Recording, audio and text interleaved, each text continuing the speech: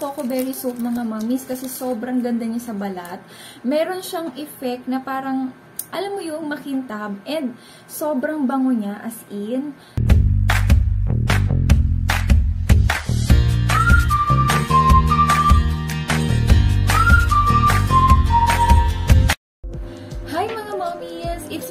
And welcome sa ating YouTube channel. So, for today's video, ayan, may bago na naman tayong i-share sa inyo mga mommies.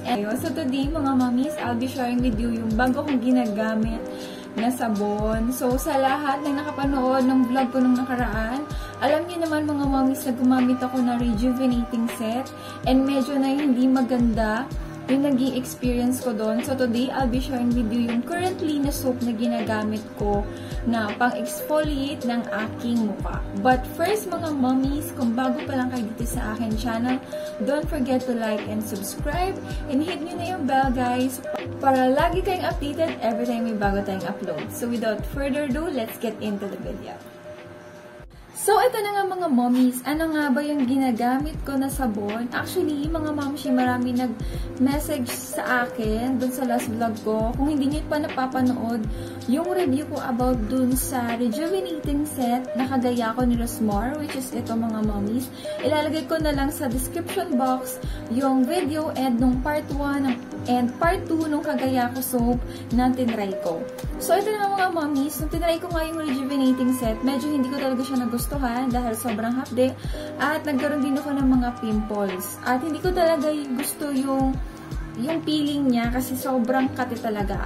So today, ayan, I'll be sharing with you yung sabon na ginagamit ko pang exfoliate ng aking mukha. Kasi nabanggit ko rin yun dun sa aking last vlog. So ito na nga mga mommy, i-share ko na sa inyo. This is the Coco Berry na body soap. Ayan. Ang nakalagay kasi dito, guys, is Restore, Renew, and Refresh. So marami rin ako nakikita magagandang feedback about sa Coco Berry soap. So tinry ko siya. Actually, sobrang liit na nga nito. Malaki to mga mommies, ganyan siya kalaki. Pero ginamit ko siya for almost 2 weeks na, kaya ganito na yung itsura ng sabon ko.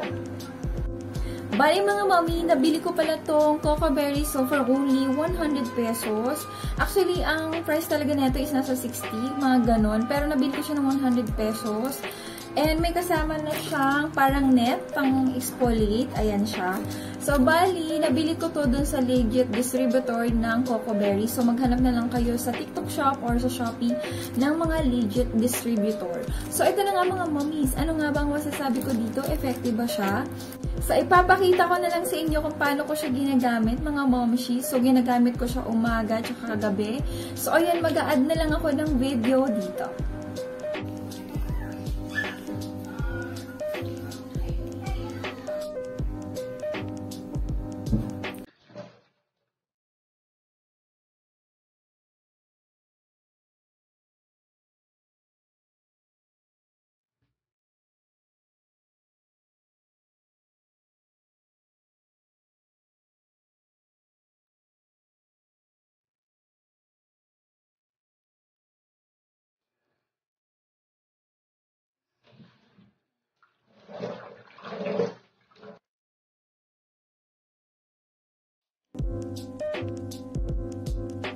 So, ganun ko lang siya ginagamit mga mommies, umaga, gabi, tapos continuous yun for 2 weeks kasi nga nag-stop ako gamitin yung rejuvenating set kasi nagkaroon ako ng mga pangangate.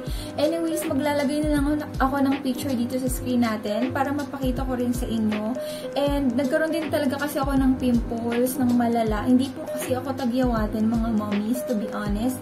And nung ginamit ko yung rejuvenating set na yun ni Rosmar, talagang sobrang humapdi yung mukha ko. So, ito na nga, sobrang nagustuhan ko tong Coco Berry soap mga mommies kasi sobrang ganda niya sa balat. Meron siyang effect na parang, alam mo yung makintab and sobrang bango niya as in. Tapos, mafe-feel mo talaga na na-exfoliate yung balat mo kasi mararamdaman mo, may mararamdaman ka na parang nagbabakbak siya ng konti. Pero yung pagbabakbak naman nito mga mommy, sa skin nyo, hindi siya nakaka-dry. Unlike sa ibang sabon na sobrang tatapang talaga. Like yung na-experience ko, yung Kagaya Ko soap, sobrang nag-dry talaga yung balat ko doon mga mommies. To the point na parang nangati siya at nagsugat. Ilalagay ko yung picture dito, sa binti ko yan. So, nung time na ginamit ko yun, nag-stop talaga ako kasi sobrang tapang niya. Unlike dito mga mommies, nakakapag-exfoliate yung balat nyo sa Coco Berry, pero hindi siya mangangati. Hindi rin kayo makaka-feel na parang mahapde. Mild lang siya, pero nakakapag-exfoliate siya. So, ito na nga. Ano nga ba ang masasabi ko dito sa Coco Berry? Mare-recommend ko ba to sa inyo mga mommies? Para sa akin, yes, sobrang maganda talaga siya. Especially pag exfoliate ng inyong balat.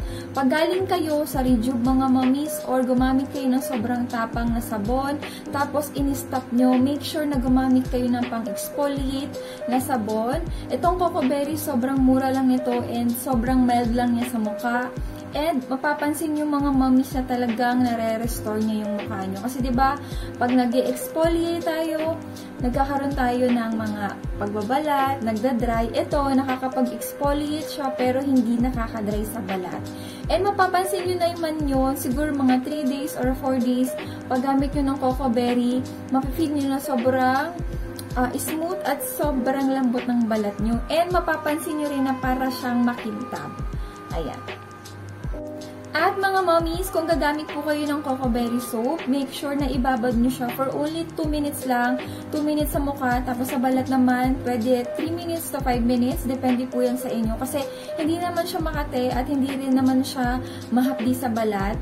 And sobrang mild lang talaga niya. At isa pa sa nagustuhan ko sa kanya, sobrang bango talaga niya. And gamitan din nyo rin siya mga mommies ng ganito. So ginagamitan ko siya ng ganito kasi sobrang bula rin niya. So ganito siya mga mommy, tapos ilalagay ko siya dito. Tapos ayan, igaganyan ko lang siya. Tapos yun na yung ginagamit ko sa mukha ko, tsaka sa balat ko. And bukod pala dito sa Coco Berry soap, mga mommies, pwede rin kayong bumili ng kanilang bleaching scrub and nung kanilang lotion. Pwede nyo yung pagsabay-sabayin, pero ako, ang tinry ko lang muna sa kanila is yung soap. Pwede nyo rin naman itong gawing scrub, kung gusto nyo lang naman siyang itry. Pero kung nagustuhan nyo yung sabon, pwede rin kayong gumamit ng bleaching scrub nila. Maganda rin daw yun, and yung lotion. Pero ako, pag natapos ko to, gagamit din ako ng bleaching scrub and titingnan din natin kung effective din siya. And ayun nga, may pa-disclaimer din ako sa inyo. Depende po yun sa skin type natin. So, kung yung iba na gumamit ng Coco Berry, hindi nila nagustuhan, hindi sila nahiyangan. So, depende po yun sa skin type natin. So, case-to-case base po yun. Pwedeng maging hiyang sa akin, pwede naman hindi maging hiyang sa inyo. Pero mostly naman, na gumagamit ng Coco Berry, nagustuhan naman nila, and magaganda naman yung feedback nila. And mga mommies, kung tatanungin nyo naman ako kung nakakaputi ba tong Coco Berry soap, yes mga mommies, nakakaputi siya. Pero syempre, may advice ko pa rin sa inyo is continuous nyo siya gamitin. So dahil ako nga, nag-exfoliate ako dahil galing ako sa Rejuve, almost 2 weeks ko pa lang naman to nagagamit. Pero based naman sa experience ko mga mommy, nag-light naman yung balat ko. Hindi naman po kasi ako kaitiman, katamtaman lang. But ayan, napapansin nyo naman, medyo ayan, pumuti-puti naman tayo konti. Tapos yung dito sa balat ko, ayan, medyo pumantay naman na dahil before may sunburn ako dito. And yung aking skin, ayan, medyo okay naman na siya. And ilalagay ko na lang pala mga mommies yung link na binilihan ko nito sa TikTok, sa description box. Pwede niyo pong puntahan doon. So yun lang mga mommies yung aking honest opinion about this Coco Berry. So kung gusto niyo talaga siyang gamitin, make sure na matagal para makita niyo talaga yung effect niya.